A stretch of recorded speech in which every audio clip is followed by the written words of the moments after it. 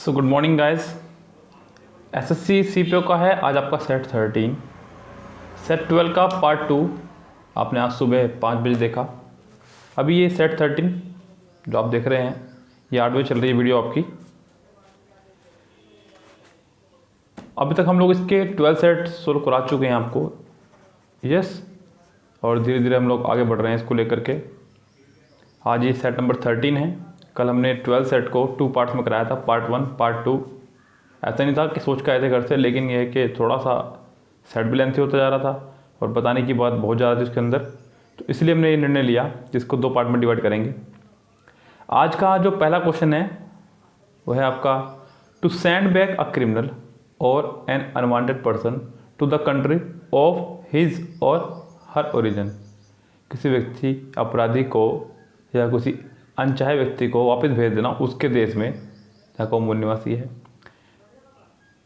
पहला वर्ड है एग्जाइल, वनवास, एक्सपोर्ट निर्यात आयात, सुना होगा आपने, एक्सपोर्ट इंपोर्ट, एक्सकेवेट बाहर निकाल देना, और एक्स्ट्राडाइट का मतलब होता है प्रत्यारोपित कर देना, उस व्यक्ति को वहाँ भेज देना जिस राज्य या देश से वह बिलोंग करता हो। यानी कि इसका आंसर हो जाएगा आपका पहले का डी।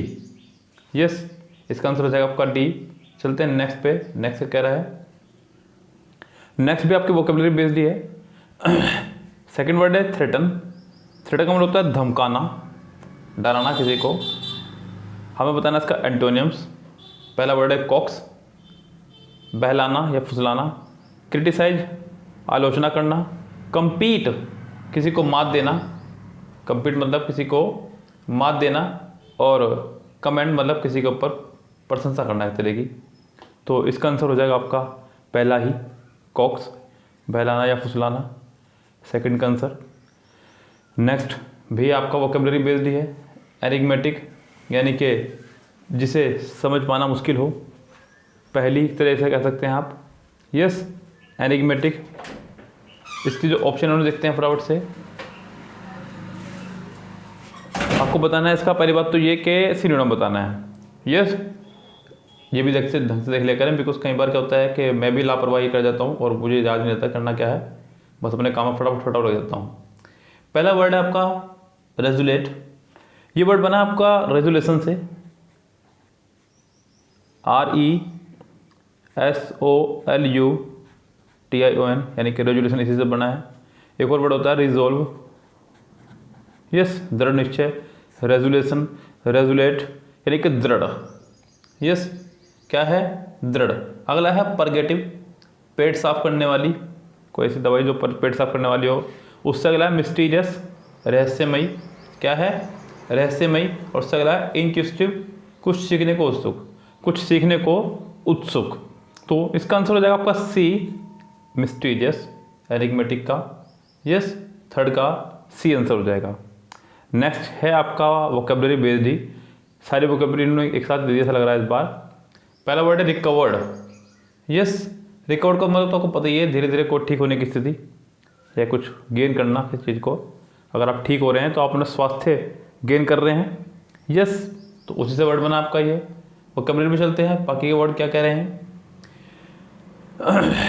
लास्ट अंतिम, लेटेस्ट नवीनतम, लीज्ड कोई चीज़ जब लेते हैं ना किराए वगैरह पे तो उसे लीज बोलते हैं, पट्टे वगैरह पे लेना किसी चीज़ को, तो लीज्ड। और उसका अगला वर्ड है लोस्ट, खोना। तो इसका आंसर हो जाएगा आपका डी, लोस्ट, खोना। नेक्स्ट है आपका ग्रामेटिकली पोर्शन सॉरी। आपको बताना है कि सेंटेंस के किस पार्ट में है एरर। यस, सेंटेंस है आपका कह रहा है कि आई sometime pass a delivery man willing a large handcraft of Japanese food.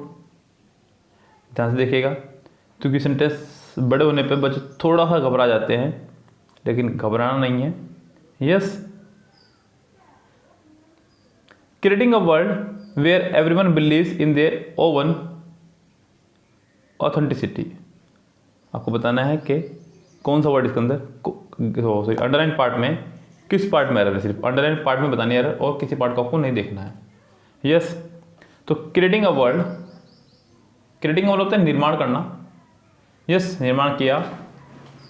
तो क्रिएटिंग अ वर्ल्ड वेयर, जहाँ डब्लू फैमिली जब बीच में आती है सेंटेंस के, चाहे वो कोई सी भी हो, जैसे कि वेयर हो गई, हु हो गई, हुम हो गई, हुज हो गई, विच हो गई, वट हो गई, तो ये सभी डब्लू फैमिली आपकी। यस, हाउ हो गई,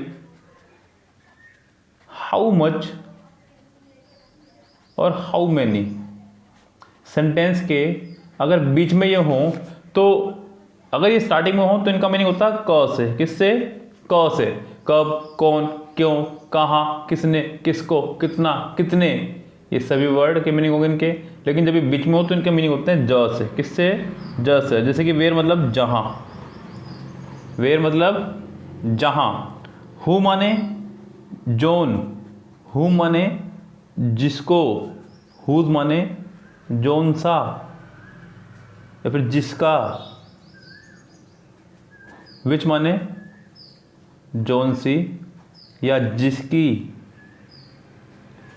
वट माने क्या,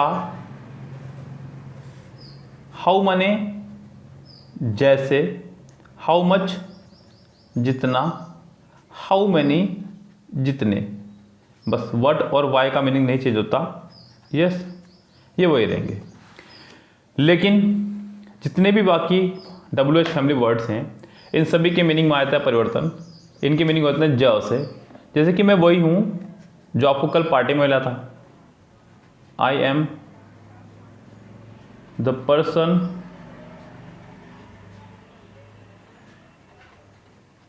whom you met yesterday। मैं वही व्यक्ति हूँ जो आपको कल पार्टी में मिला था। तो इस तरह से whom का मतलब यहाँ पे जो से। This is the pen which you gave me on my birthday. ये वही पेन है जो आपने मुझे मेरे बर्थडे पे दिया था। यस, तो यहाँ पे विच का मतलब हो रहा है जौन सा या जौन सी। तो इस तरह से यहाँ पे मीनिंग निकलता है WH फैमिली का ज से। I sometimes pass a delivery man wheeling a large handcraft of Japanese food. The cart bears a striking message, creating a world where everyone believes in their own authenticity. World के साथ में यहाँ where लगाना ठीक है। तो इस sentence में मेरी राय में कोई भी एरर नहीं है, ये सेंटेंस बिल्कुल करेक्ट है आपका। यस, चलते हैं नेक्स्ट सेंटेंस पे। सेंटेंस नंबर 6 है, वोकेबलरी बेस्ड है। वोकेबलरी आपकी एक्सस्पिरेटिंग, जिसका मतलब होता है तंग, परेशान या फिर सीख पैदा करने वाला। बताना आपको उसका सिनोनियम्स। यस, सिनोनिम बताना है तो फटाफट देखिए पहला ऑप्शन है फ्रस्ट्रेटिंग। इसका भी वही मीनिंग है जो सेंटेंस का है, यानी कि ये इसका हो गया सिनोनिम्स, यानी कि इसका हो गया ये आंसर। लेकिन जो बाकी के वर्ड हैं उनको भी देख लीजिए एक बार। वर्ड है आपका बी एक्सल्टिंग, EXALTING, एक्सल्टिंग, प्रशंसात्मक, यानी कि जिसकी प्रशंसा की जा सके। उससे अगला है सैडनिंग, सैड से बना है दुखी। एग्जॉस्टिंग, एग्जॉस्ट माना होता है बाहर निकल जाना या थका हुआ होना। तो इसका आंसर हो जाएगा सिर्फ पहला ही। यस, तो 6 का आंसर हो जाएगा आपका ए। चलते नेक्स्ट सेंटेंस पे। नेक्स्ट है आपका ईडियम्स। यस, ईडियम्स की क्लास में आपको ऑलरेडी पढ़ा चुका हूँ। MB की बुक से सभी ईडियम्स में आपके कंप्लीट कर चुका हूँ। यस, आप चाहें तो वहाँ से 1 बाय 1 डे 1 के हिसाब से शुरू कर सकते हैं। चाहे आज से शुरू कर दीजिए, चाहे कल से। अगर आप डे 1 के हिसाब से डेली करते हैं तो आपका 23 डेज़ का प्रोग्राम है। अगर आप 2 डेज़ डेली पढ़ते हैं तो आपका 12 डेज़ का प्रोग्राम है। ये आप पे डिपेंड करता है कि आप उसे कितने दिन में फिनिश करना चाह रहे हैं। हालांकि फिनिश नहीं करना है, उसको आपको कंप्लीट करना है, ढंग से करना है, तो ज़्यादा अच्छा होगा कि आप उसे ढंग से ही पढ़ें। यस, नेक्स्ट कह रहा है कि बी द डेविल्स एडवोकेट, यानी कि गलत का साथ देने वाला। गलत का साथ देने वाला, किसी ऐसी बात के खिलाफ बोलना या समर्थन करना जो सिर्फ विवाद हो और कुछ ना हो, बस गलत का साथ देने वाला। To present a counter argument just for the sake of it. To present an argument in favor of a well-known evil man. To represent the devils as an advocate in which trials. To represent an accused in a murder trial. तो to present a counter argument just for the sake of it, यानी कि इसका answer हो जाएगा पहले का B. 7th का B answer हो जाएगा आपका। यस, नेक्स्ट है आपका एक पैसेज पे चलते हैं फटाफट से। कह रहे हैं कि sedentary life style are killing us, we need to build activity into our everyday life, not just leave it for the gym. Google search relating to physical fitness peak in January. Many people even troll the web to find out about desk exercise exercise और fitness रहने के ऊपर ये passage है आपका। Yes, troll का मतलब होता है छानबीन करना, यहाँ जो एक वर्ड आया आपका TRAWL, troll. Yes, troll the web two find out desk exercise and workouts on the go. In cast they are too busy to use their new gym membership. Our relationship with exercise is complicated. Reports from the UK and US show that so it is sometimes something we anticipate, having the drive to behave differently and become regular exerciser, even in the knowledge that we will probably fail to do so. Why do we want to exercise? What do we expect it to do for us? We all know we are supposed to be exercising, but hundreds of millions of us can't face actually doing it. यानी कि हम सभी को exercise करनी चाहिए, लेकिन हम में से ऐसे मिलियंस लोग हैं जो एक्सरसाइज नहीं कर पा रहे हैं या नहीं करना चाह रहे हैं। It is just possible that the problem lies in the heart of the idea of exercise itself. Exercise is movement of the muscles and limbs for a specific outcomes, usually to enhance physical fitness. अपने physical fitness को बढ़ाने के लिए exercise की जाती है। As such, for most of us, it is an optional addition to the working day. यानी कि ये भी आपके working day में एक शामिल होना चाहिए, ये भी एक वर्क होना चाहिए बस आपका कि मुझे भी काम करना है। Yet another item on a long list of responsibilities alongside the fulfillment of parental duties or earning money to put food on the table. But because the principal beneficiaries of exercise are we ourselves, it is one of the easiest chores to shirk. At the end of the working day, millions of us prefer to indulge in sedentary leisure activities instead of what we all think is good for us workout. Fitness crazes are like diets. If any of them worked, there wouldn't be so many. CrossFit, the intensely physical communal workout, incorporating free weight, squats, pull-ups and so forth, is still less than 20 years old. Spin classes, vigorous groups, workout on sedentary bikes have only been around for about 30. Aerobics was a craze about a decade before that, although many of its high energy routines had already been around for a while. Before that, there was the jogging revolution, which began in the US in the early 1960s. The Jogger's Manual, published in 1963 by the Oxygen Heart Foundation, was a leaflet of about 200 words that sought to address the post-war panic about sedentary lifestyle by encouraging an accessible form of physical activity.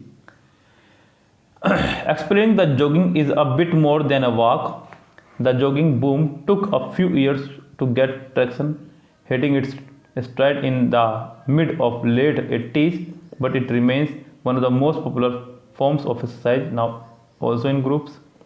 The exercise craze that dominated the 1950s was oddly not even exercise. The vibrating exercise belt promised users could achieve effortless weight loss by having their midriffs violently jiggled. It didn't work, but you can still find similar machines available for purchase today. यानी कि बात हो रही है exercise की। हम लोगों को एक्सरसाइज को किस तरह से अपने डेली लाइफ में शामिल करना चाहिए, किस तरह से अपने आप को फिट रखें। जॉगिंग एक बहुत अच्छा ऑप्शन इसके अंदर बताया फिट रहने के लिए, और बेल्ट लगाना जिससे कि आप अपना वेट कम कर सकें। यानी कि बहुत सारे इन्होंने फ़ायदे बताए इसके अंदर और बताने की क्या ज़रूरत है। देखिए आपको भी पता है, मुझे पता है कि जॉगिंग के कितने फ़ायदे हैं। यस, तो जॉगिंग करनी चाहिए, लेकिन करते कितने हैं इसके ऊपर तो आप कोई बहस नहीं कर सकते किसी से भी। यस, जिसका मन है कर रहा है, जिसका नहीं मन है वो नहीं कर रहा है। चलिए फिलहाल कोई बात नहीं चलते हैं फटाफट से पैसेज के क्वेश्चंस आंसर्स पर। पैसेज से आए हुए कुछ क्वेश्चंस आंसर पे उनको देखते हैं, फिर हम लोग बात करते हैं अपनी आगे। पहला क्वेश्चन है आपका इससे 8 क्वेश्चन, उसको देखते हैं क्या कह रहा है। 8 क्वेश्चन कह रहा है कि why do most people make exercise their last priority. यानी कि जब कोई ऑप्शन नहीं बचता तो हम लोग जो है शुरू करते हैं एक्सरसाइज करना। The main beneficiaries of exercise are people themselves. It is an added responsibility beside looking after the family. They prefer to indulge in sedentary leisure activities. It does not help in earning their livelihood. यानी कि आपको बताना है कि इसका answer कौन सा होगा। एक पैराग्राफ हमने पढ़ा था इसके अंदर, पैसेज नंबर था वो आपका 3rd 1 2 3। थर्ड पैसेज देखें आपका इसका कह रहा है कि exercise is movement of the muscles and limbs for a specific outcomes usually to enhance physical fitness as such for most of us it is an optional addition to the working day, yet another item on a long list of responsibilities alongside the fulfillment of parental duties or earning money to put food on the table. But because the principal beneficiaries of exercise are we ourselves. ये है इसका answer. The main beneficiaries of exercise are people themselves, यानी कि खुद हम है इसका सबसे बड़ा फायदा। कह रहा है कि which of the following does not classify as an exercise. देखिए फटाफट से लास्ट पैरा आपके सामने है, लास्ट पैरे में ही देखिए क्या कह रहा है वो। The exercise craze that dominated the 1950s was orderly not even exercise. The vibrating exercise belt promised user could achieve effortless weight loss by having their midriffs violently jiggled. It didn't work, but you can still find similar machines available for purchase today. Workouts on stationary bikes using midriff vibrating belt, squats and pull-ups और high energy aerobics routine.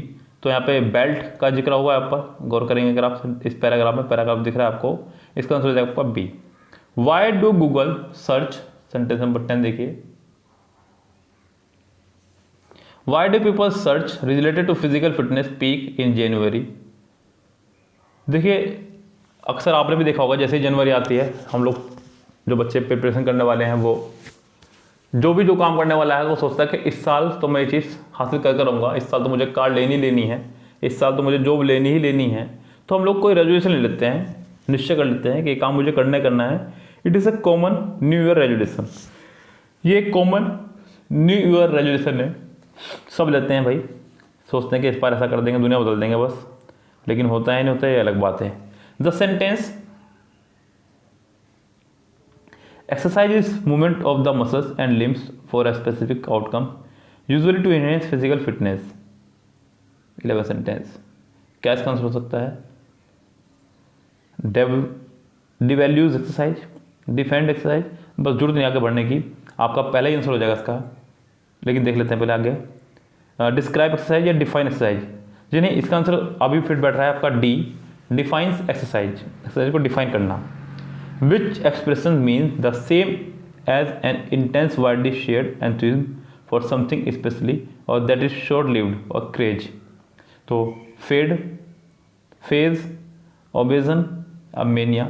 fade थोड़े समय का लोकप्रिय प्रचलन, हालांकि इसका answer यही होगा। यस, क्योंकि इसी की यहाँ पर रिक्वायरमेंट थी और यहाँ पे यही वर्ड आ गया आपका। बाकी वर्ड है आपका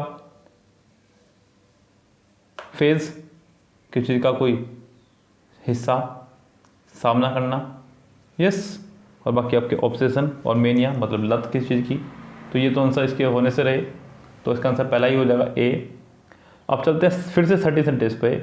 13 सेंटेंस में आपको बताना है कि किस पार्ट में ग्रामेटिकली एरर है, आपको सिर्फ ग्रामेटिकली पोर्शन ढूंढना है इसका। कह रहा है कि a simple life of freedom and happiness is one of the more difficult thing to achieve.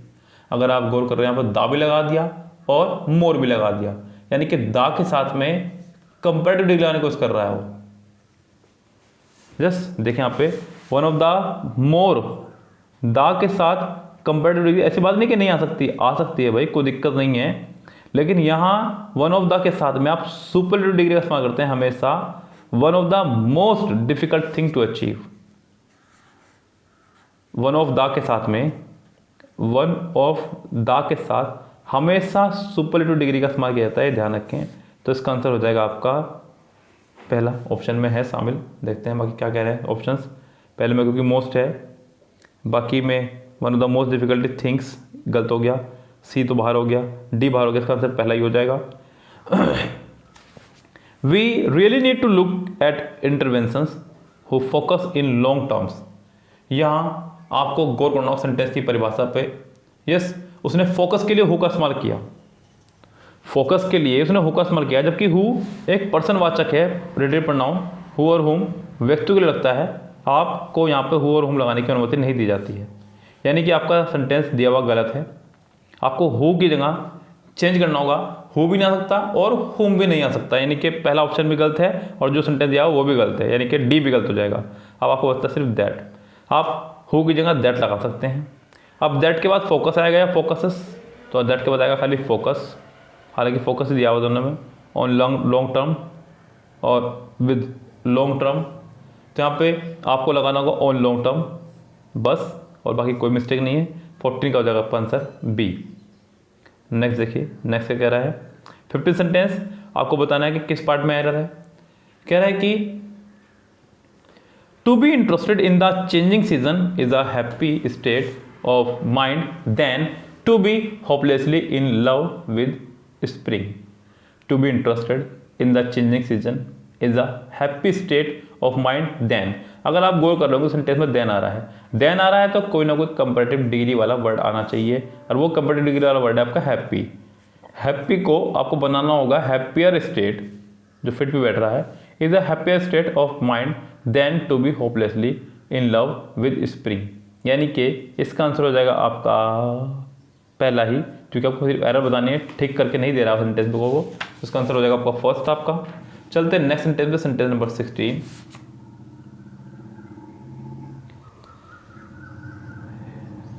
In 2016, after some unseemly back and forth to the Commons and Lords, it was decided that acts of Parliament should no longer be printed on calfskin। जरा ध्यान दीजिएगा, यहाँ एक idiomatic वे का इस्तेमाल किया उसने, back and fourth to, जबकि यहाँ चाहिए था बैक एंड फोर्थ ऑफ, किसी की हिचकिचाहट। ये आपका आंसर होगा इसका 2 की जगह 4, बैक एंड फोर्थ ऑफ, 2 नहीं, यानी कि इसका आंसर हो जाएगा आपका ए, क्योंकि 2 आपका ए वाले पोर्शन में है। नेक्स्ट है आपको बताना है कि इनमें से कौन सा वर्ड रोंगली स्पेल्ड है। फ्रिंज्ड, फ्रैक्शनल, फुरियस और फ्रीज्ड। तो यहाँ पे आपका सी आंसर है, फुरियस, FURIOUS। फुरियस की स्पेलिंग सही होती है यस, यानी कि नाराज होना, सही स्पेल जो है फुरियस की ये रहेगी, और बाकी सही वर्ड जो हैं दिए हुए वो सब ठीक हैं, इनमें कोई दिक्कत कहीं भी नहीं है। फ्रिंज्ड पहला वर्ड है, फ्रिंज्ड इसका मतलब होता है उत्तेजना से भरा हुआ। फ्रैक्शनल तो आपको पता होगा आंशिक। उससे अगला वर्ड है आपका फ्रीज।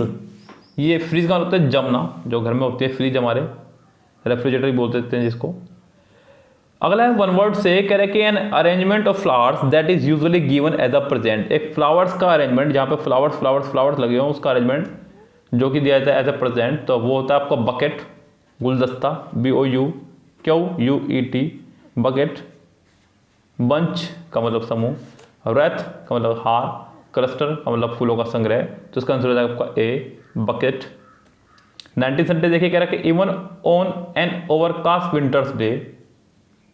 यहाँ पे 2 फिल इन द ब्लैंक्स हैं, आपको बड़ा सोच समझ के भरना होगा, क्योंकि डबल में थोड़ा सा दिमाग का इस्तेमाल करना होता है। देखते हैं फटाफट से क्या है। Day, it is at least 10 times dash outside than in a standard office. यहाँ पहले वाले ऑप्शन में मेरा थोड़ा सा काम आसान हुआ, मुझे देन दिखा तो मुझे कंपैरेटिव डिग्री दिखनी चाहिए थी, जो कि सिर्फ और सिर्फ ए में है। और सी में। ये तो कम से कम आसान हुआ, यानी कि बी और डी रेस से बाहर हुए आपके answer. Brighter outside than in a standard office, by dash to work, by walking या फिर बाय वर्क। देखिए बाय है आपकी एक प्रपोजिशन, अब प्रपोजिशन के बाद आप हमेशा जिरंड का इस्तेमाल करते हैं, तो अब आपका सी भी रेस से बाहर हो गया, इसका आंसर हो जाएगा पहला ही ए।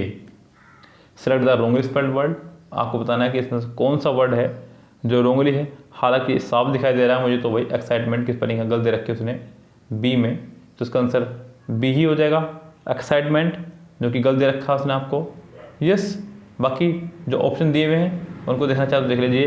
एक्सपेंडिचर यानी कि खर्चे, उससे अगला है इसेंट्रिसिटी, सनकीपन, क्या होता है सनकीपन, और एक्सक्लेमेशन, ये एक्सक्लेमेशन मुझे याद नहीं है इसका मीनिंग भाई। तो नेक्स्ट देखते हैं, कह रहे कि just as technology has change the way we shop, book a taxi, hold business meeting and even find a parking spot, so too is it transforming the way we access health care. आपको सिर्फ underline portion से मतलब है, बाकी portion से आपको कोई मतलब नहीं है। यस, गौर करें आप, जस्ट एज हैज़ आया प्रेजेंट में, book a taxi, hold business meetings, even find a parking spot, so too is it transforming the way we accessed. यहाँ पे वी के बाद उसने सेकंड फॉर्म का इस्तेमाल किया है, जो कि हो जाएगा आपको गलत, क्योंकि सेंटेंस चल रहा है पूरा प्रेजेंट में और यह आपका पास्ट में। आपको सब प्रेजेंट बनाना होगा, खाली एक्सेस करना होगा, तो सेंटेंस ठीक होगा। यानी कि आपका ऑप्शन हो जाएगा यहाँ पे मेरी राय में बी, बी इसका आंसर हो जाएगा। सेंटेंस नंबर 22 जो कि एक ईडियम है, कह रहा है कि put one's card on the table, अपने व्यवहार में फ्रैंक और ईमानदार होना, यानी कि अपना कार्ड यानी कि अपना पत्ता फेंक देना, टू बी ऑनेस्ट। 22 का आंसर हो जाएगा आपका सी। चलते हैं नेक्स्ट पे 24 पे, 23 पे, it is a Greek to me. देखिए ग्रीक एक ऐसी भाषा है जो समझ से परे है आपकी और मेरी भी, तो it is a Greek to me का मतलब जो समझ में ना आए, समझ से परे। 23 जो समझ से बाहर हो। यस, ऑप्शन देखते हैं फटाफट से। पहला वर्ड है इनकम्प्रीहेंसिबल, समझ से परे। इंटेंजिबल, इनएविटेबल, इनक्रेडिबल, इसका आंसर नहीं होगा, इसका आंसर हो जाएगा पहला ही इनकम्प्रीहेंसिबल, जो इसका करेक्ट आंसर होगा। यस, बाकी के ऑप्शन को देखने की आवश्यकता है तो देख लीजिए। इंटेंजिबल, जिसे आसानी से महसूस ना किया जा सके। टेंजिबल का मतलब होता है स्पर्श करना, मैथमेटिक्स में आपने पढ़ा होगा कि ये टेंजेंट जा रही है, ऐसे जा रही है टेंजेंट, स्पर्श करना, इंटेंजिबल। अगला है इनइविटेबल, जिसे टाला ना जा सके, जिसे टाला ना जा सके। और इनक्रेडिबल, अविश्वसनीय रूप से अच्छा, यानी कि बहुत ही अच्छा। यस, तो इसका आंसर हो जाएगा आपका पहला ही फिलहाल तो, और कोई ज़रूरत नहीं है हमें फिलहाल देखने की। चलते हैं नेक्स्ट पे। नेक्स्ट है आपका वोकेबलरी बेस्ड। वोकेबलरी आपकी सेंटेंस नंबर 24 कह रहा है कि रिस्ट्रिक्टेड, एंटोनिम बताना है। रिस्ट्रिक्टेड मतलब बांधना, किसी को बंधन में बांधना। इसका एंटोनिम्स क्या होगा? पहले है अनबाउंडेड, बंधन से मुक्त करना, बंधन से मुक्त करना। उससे अगला है बेयर्ड, प्रतिबंधित। अनमैन, बिना किसी के रखवाली के। और बैन का मतलब आपको पता ही है, तो इसका आंसर हो जाएगा 24 का A, unbounded. Select the most appropriate word to fill in the blanks. For years Indian looking for meaty dash have been stuck with the dash soya nuggets. 25 sentence देखिए, क्या बताना आपको इसमें के फिलिंग करनी है आपको। पहला वर्ड है substitutes, regional, substitutes, ubiquitous, alternates, global, alternative, zonal. दो वर्ड दिए गए हैं, दोनों जगह ध्यान देना होगा तो जाके आपका आंसर सही बैठेगा। For years Indians looking for meaty. Substitutes have been stuck with the ubiquitous. Ubiquitous यानी कि जो सभी जगह विद्यमान हो, ऐसी कोई चीज़ जो सभी जगह आराम से मिल जाए उसको बोलते हैं, यानी कि इसका आंसर हो जाएगा आपका बी। वोकेबलरी बेस्ड था, ग्रामेटिकली बेस्ड नहीं था, इसलिए ये आपका आंसर रहा इसका। चलिए क्वेश्चन नंबर 26 पे चलेंगे। नेक्स्ट पार्ट में वीडियो काफ़ी लेंथी होती जा रही है, मुझे दिख रहा है ऐसा, तो नेक्स्ट पार्ट में चलेंगे इसके क्वेश्चन नंबर 26 पे। फिलहाल आज के लिए इतना ही। शाम में 8 बजे इसके पार्ट 2 के लिए तैयार रहिएगा। अभी 8 बजे आपने पार्ट 1 पढ़ा और अगला पार्ट पढ़ेंगे रात को 8 बजे। यस, तब तक के लिए लेते हैं आपसे विदा। Have a nice day, see tomorrow, शब खैर, गुड नाइट।